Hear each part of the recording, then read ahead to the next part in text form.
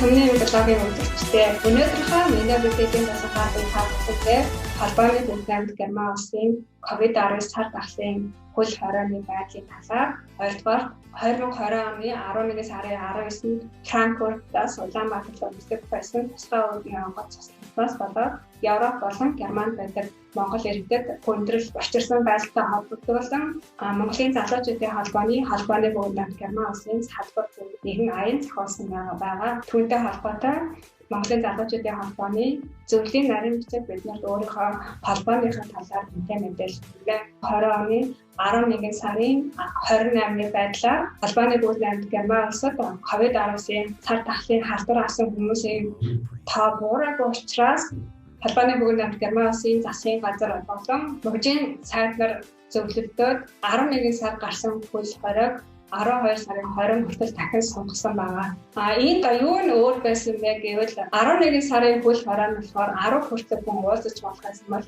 одоо 12 сарын 20-нд 2 бүр бүлийн 5 хүртэл хүн уулзаж болно гэсэн шийдэл гарсан байгаа. Улам аль болох бинтайгаа уулзах байхыг зөвлөж байгаа. Сургууль цэцэрлэгийн 100 сарын амралт 12 сарын 19-ноос эхлэн дээд сургууль болон их сургуулиудыг 12 сарын 1-ээс хичээлийг дижитал хэлбэрт оруулахаар шийдэл гарсан байна.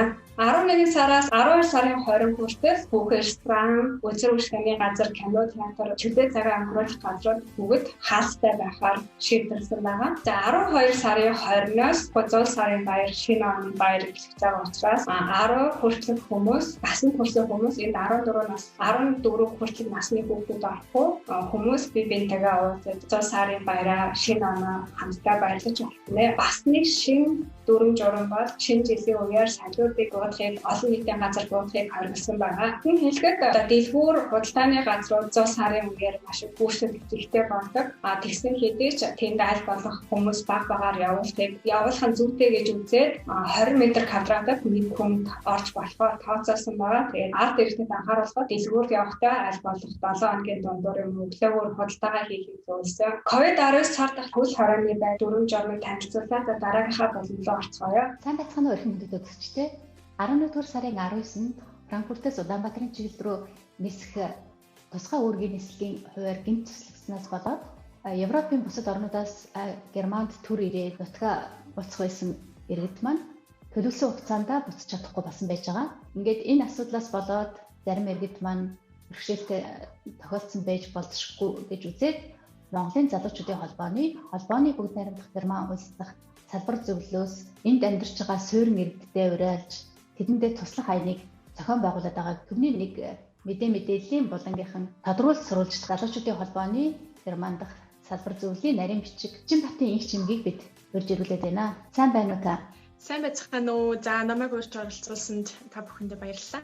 Инх чимгээ та манай үзэгчдэд хандаад Монголын залуучуудын холбооны Герман дахь салбар зөвлөлийн үйл ажиллагааны гол чиглэл зорилго нь юу гэдэг бол энэ тал дээр та дэлгэрэнгүй мэдээлэх үү? За тийм. За манай залуучуудын холбооны одоо Герман дахь салбар зөвлөл бид Зөв залуусын нийтлэл уриатаагаар байгуулагдсан. За байгуулагдаад жил гаруй хугацааг бид бүхэн туулаад явж байна. За бидний зорилго бол одоо Европын холбооны улсуудад ажиллаж амьдарч байгаа, мөн суралцж байгаа залуучуудынхаа эрх ашигыг хамгаалах, тэдэнд тулгамдж байгаа асуудлыг шийдвэрлэх, одоо мөн арга замыг илэрхийлэх, за олон улсын эрдэм шинжилгээний хурал болон одоо дотоодын эрдэм шинжилгээний хурал зөвлөгөөнд оролцож, за мөн олон улсын түвшинд залуучуудынхаа төлөө одоо хамтдаа хөгжих одоо гарц шийдлийг бид бүхэн зорилгоо болгож ажилладаг байгаа. За бид бүхэн байгууллагадад нэлээд хэдэн одоо үйл ажиллагаануудыг зохион байгуулсан. За түүний нэг жишээ Монгол улсын одоо хөгжлийн гарц шийдэл нэртэй одоо эрдэм шинжилгээний хурлыг бид бүхэн 2 сар зохион байгуулсан байгаа. За тус одоо хурлын онцлог бол Монгол улсын ерөнхийлөгчийн ивэл доор Европын холбооны улсад хамгийн анх одоо зохион байгуулагдсан гэдгээр онцлог байсан. За мөн түүнээс гадна одоо манай залуучуудын холбоо бол тодорхой хэмжээний одоо үйл ажиллагаануудыг ингээд уламжлал болгон зохион байгуулад явдаг. За тухайлбал сайн уу ээжээ захиа бичлэгийн уралдаан, за мөн залуус номын сан, За энд бол одоо бид бүхэн захин орчинд номын санал одоо ингэж авдаг тий. Тэгээд бид бүхэн одоо ингэ тодорхой хэмжээний нэлээд номын сантай эндээс ингээд сонирхож одоо хүсэж одоо унших хүмүүс нь бид бүхэндээ холбогдоод бид бүхэн шуудангаар илгээдэг байгаа. Дэлхийд тархаад байгаа энэ цар тахлын одоо уршигаас болоод бид бүхэн бас дараагийнхаа үйл ажиллагааг зохион байгуулсан. За түүний нэг нь бол бидний одоо үйл ажиллагааг хамтран ажилладаг, дэмжиж ажилладаг, хамтран ажилладаг хувь хүн болон байгууллагуудад бид бүхэн 800 орчим маскыг хандивалсан байгаа. За тухайлбал МЯЦ, за мөн элчин сайдын яам, Ханс зээдлийн сан, Майдр холбоо, мөн одоо гэх мэтчлэн одоо байгууллагууд, мөн OCS төрийн бас байгууллага гэх мэтчлэн газруудад бид бүхэн маск хандивалсан байгаа. Миний зүгээс асуух асуулт гэх юм бол одоо саяны аян зохион байгуулалтад Монголд 19-ний онгоц яваагүй болоод хүмүүст монголчуудад маань Европт байгаа иргэдэд маань ямар хүндрэл бэрхшээл тулгарч байгаа вэ? Тэгээд танаа аянд хүмүүс хэрхэн хандаж байна? Та бүхэн яаж тусалж байгаа вэ? За тийм тэглэхгүй ах энэ онгоцны одоо нислэг цуслагдсанаас болоод одоо нэлээд хэдэн монголчууд маань Монгол улс руугаа явж чадахгүй одоо энэ бэрхшээлтэй болсон тулгымцсан асуудал дээр бид бүхэн бол одоо хамтарч ажиллахад бэлэн байгаа.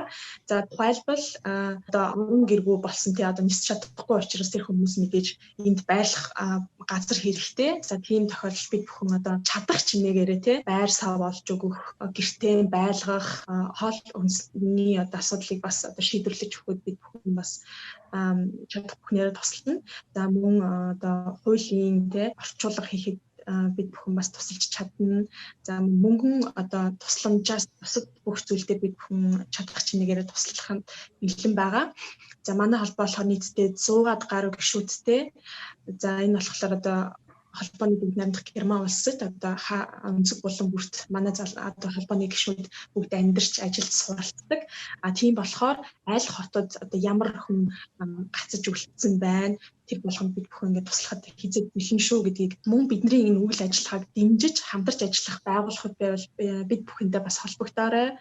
Мөн одоо өөрт нь ингээд тусламж хэрэгтэй болсон тийм одоо монгол хүн байвал те Герман улсад байгаа. Тийм хүн байвал бид нартай одоо ингээд санаа зовлтгүй холбогдоорой. Бид бүхэн та бүхэн ингээд чадах чимээгээр туслахад одоо хизээд бэлэн байна гэдгийг илтгэе. За баярлалаа. Бид манай мэдээллийн болонгийнхан танай аяны дагуу одоо орж танай Facebook хуудасаар орж жоохон танилцсан байж байгаа. Ингээд Герман улсад суурин амьдардаг маш олон хүмүүс их сайхан өргөн дэлгэр гараад илгээж одоо чадах хэмээгээр туслая, хоол хүнсний асуудал дээр нь туслая, байрандаа байлгая гэд нэлээд олон хүмүүс бичсэн байсан нь бол маш их одоо манайхан хүний нутаг гэж ярьдаг. Одоо гэрээсээ хол байгаа энэ улсуудад маань их сайхан сэтгэл надад миний хувьд бол би их баярлж байсан. Энэ туслая гэсэн сэтгэлтэй сайхан олон хүмүүс байдаг юм байна гэж баярлав. Ингээд бас тиймж асуух зүйл маань зөвхөн энэ онгоцонд явж чадаагүй зарим хүмүүс эдгээр хүмүүсээс гадна одоо энэ суурин амьдардаг оюутнууд маань залуучууд маань та бүхэн бас хандж гэнэ үү? Энэ COVID-19 салбарын нөхцөл байдлаас болоод асуудалд орлоо гэж хандж исэн тийм зүйл гарч ирэв. Энэ одоо цар тухал бол одоо Европын улсад бол нэлээд одоо хугацааг өнгөрөөлөө шүү дээ. Тэгээд энэ хугацаанд бол мэдээж холбогдож одоо орчуулгын тал дээр те тулгамдсан одоо тэр асуудлаар бол хандсан хүмүүс бол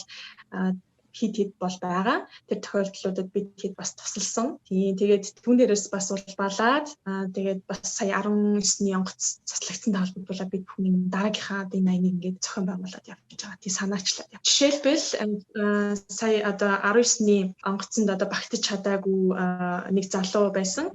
Тэр залуу болохоор Ausbildung буюу одоо мэрэгжлийн сургуулаа 3 жил одоо суралцаж төгсөөд эх орн руугаа буцах ёстой байсан боловч одоо энэ нөхцөл байдлаас болоод явж чадаагүй байсан. Тэгээд тэр залууд манай залуучуудын холбоо туслаад байрлах байр савыг нь бол одоо олж өгсөн. Их орнчуудаа өөрсдийнхөө холбоогоор дамжуулаад ийм сайхан аяныг зохион байгуулж байгаа та бүхэндээ маш их баярлалаа.